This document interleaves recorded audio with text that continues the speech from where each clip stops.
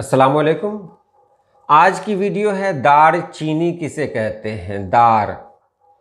अब ये दार चीनी क्या है पता है आपको? ये दार जो लफ्ज़ है ये संस्कृत का लफ्ज़ है और किस तरह है ये मैं आपको आगे बताने जा रहा हूँ। तो चलिए हम वीडियो शुरू करते हैं।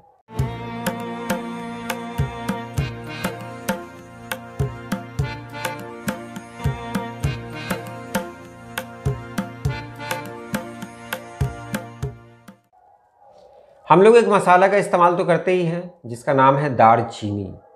अब ये दार चीनी कहीं पर दाल चीनी भी कहा जाता है। ये मसाला दालचीनी के नाम से ही।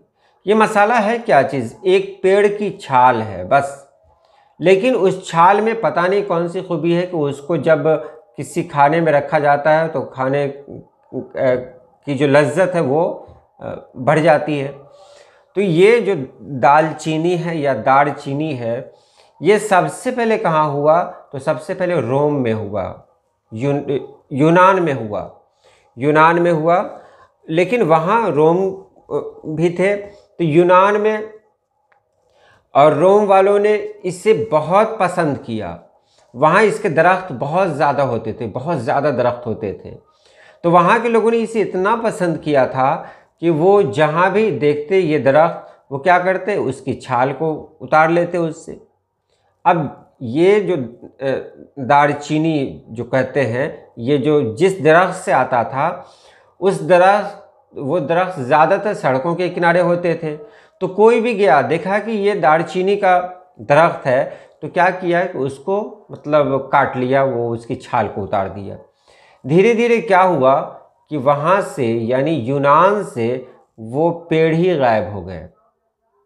यूनान से पेड़ ही गायब हो गए। ये इसकी तारीख़ मैं आपको बता रहा हूँ, तारीख़ है ये।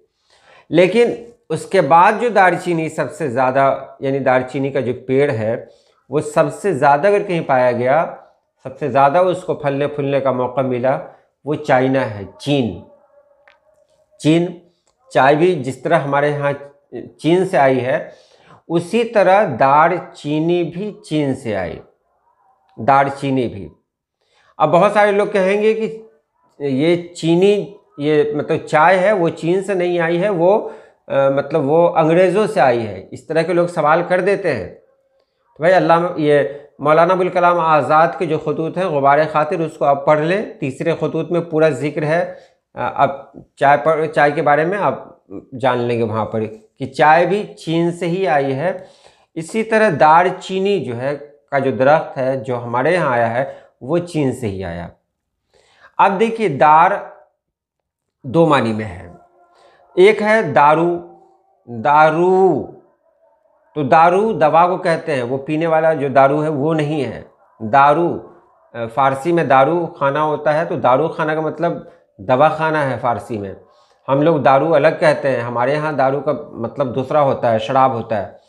एक होता है दारू, तो दारू माने होता है मतलब दारू माने दवा, और संस्कृत में है दारू। तो दारू जो संस्कृत में है वहाँ उसका मतलब है पेड़ है उसका। जैसे देवदारू सही नाम क्या है? देवदारू, देव का पेड़। लेकिन देवदारू ना कह के लोग, क्योंकि रॉ पे पेश है, रे पर पेश है, इसलिए इसके तलफ़ुज़ में परेशानी होती है देवदारू। तो दारू ना कह के देवदार ही लोग कहने लगे, यानी देव का पेड़। तो संस्कृत में कहते हैं दार, पेड़ को कहते हैं, पेड़ को, दरख्त को। इसी तरह दारचीनी जो कहा गया तो मतलब हुआ चीन का दरख्त, चीन का वो ख़ास दरख्त जो हमारे यहाँ लाया गया। अब जाहिर सी बात है और सारे पेड़ तो चीन के नहीं हैं, लेकिन वो ख़ास पेड़ जो मसाले के लिए इस्तेमाल होता है वो चीन से ही लाया गया है, इसलिए उसका नाम रखा गया दारचीनी, यानी चीन का दरख्त। इसलिए उस मसाले को भी कहते हैं लोग दारचीनी। ये दारचीनी के बारे में बात हुई, और भी बहुत कुछ मैं आपको बताऊंगा। चलिए आज के लिए इतना ही। अल्लाह पाक आप सभी लोगों को खुश रखे, आबाद रखे। अल्लाह हाफिज़।